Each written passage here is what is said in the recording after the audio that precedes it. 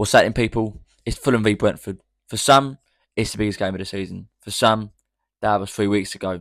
But one thing's for sure, you win at all costs. Here's how Fulham beat Brentford. He couldn't pull it down. In a moto! I'll start off with the B's strengths and how Fulham counteract them. The first one that I want to mention is I think the one that the Brentford have gained the most claim for within recent weeks. It's their long throw.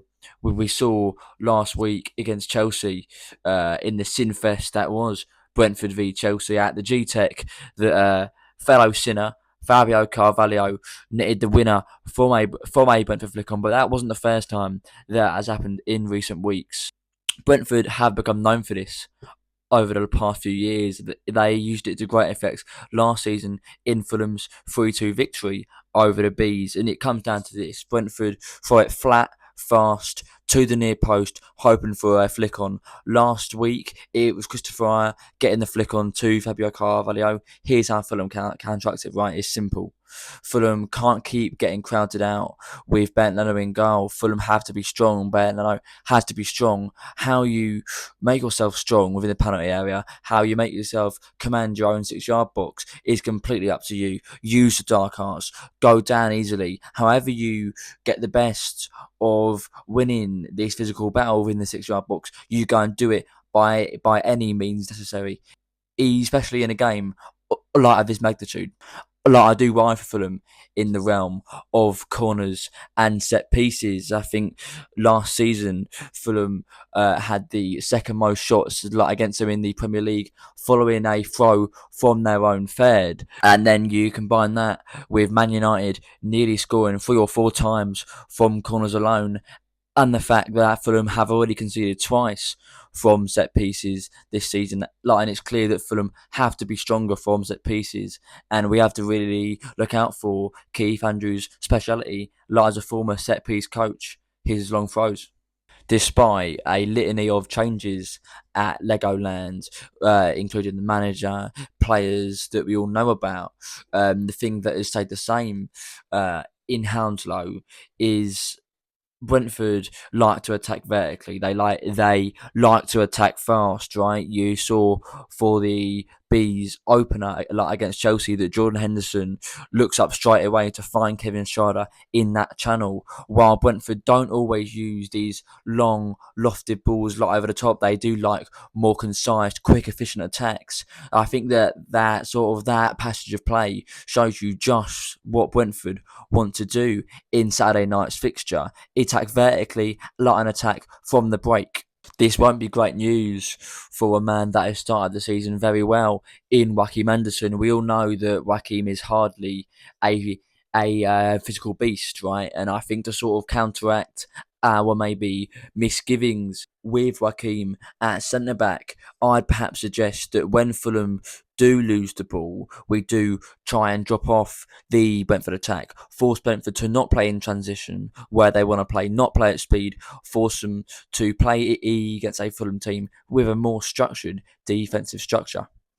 Challenging Keith Andrews to get out of his comfort zone, I think, would be a major win for Marco Silva.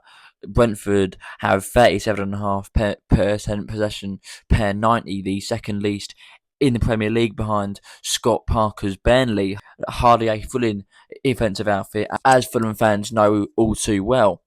Say that you can force Keith Andrews sort of into a tactical chess match with Marco Silva, in a bid to sort of break a Fulham team down outside of transition. I think that we will see the failings that have been speculated about Keith Andrews' managerial game for a long, long time. And I suggest that, say that Fulham do force Brentford out of transition, the only real thing stopping Fulham from limiting the Brentford source of creativity completely is Mikael Damsgaard. Damsgaard is the answer to Brentford linking their defensive play to a midfield transition going into attack. And when Brentford do need to rely on somebody for a bit of magic, for somebody to break down a opposing block, Mikael Damsgaard is Brentford's only real roller of the dice. Simply put, I speculate that if you stop the transition and you stop Mikael Damsgaard, you stop Brentford at source, and how Fulham do that is with Sasa Lukic and Sander Berge. It is a massive game for them in midfield. You see that they've been criticised quite a lot. Less Sasa Lukic and more Sander Berge in recent weeks for a struggling midfield partnership as a two, not really as an individual player to player basis. Say that duo can disrupt the Brentford attack and stop Mikael Damsgaard and the Brentford transition. I think that would be a major win for themselves as a midfield partnership. Labelling what Keith Andrews will truly deploy tactically is quite a tough question to ask. He has sort of flitted between some form of 5-3-2 and 4-2-3-1 during his first 6 weeks as Brentford head honcho.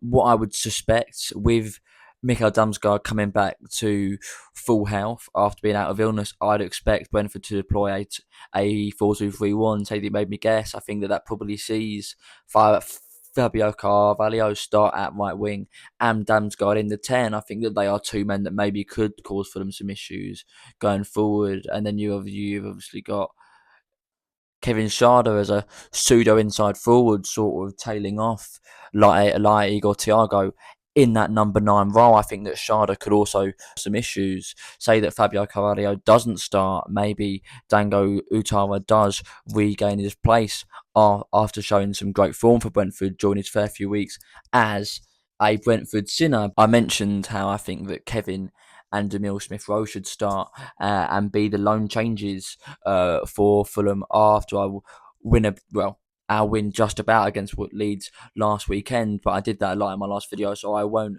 dwell on that. Say that you want to see about that, go back to my last video. You can see it in its entirety. But the speculation around Kevin starting or not starting now seems in vain because it's a lie. Alex Iwobi seems to be out of injury, so I imagine that Kevin does start. Smith-Rowe, despite my wants for him starting, I imagine that Silva will opt with Harry Wilson and listen after his heroics last time out against the Bees. Can you blame him?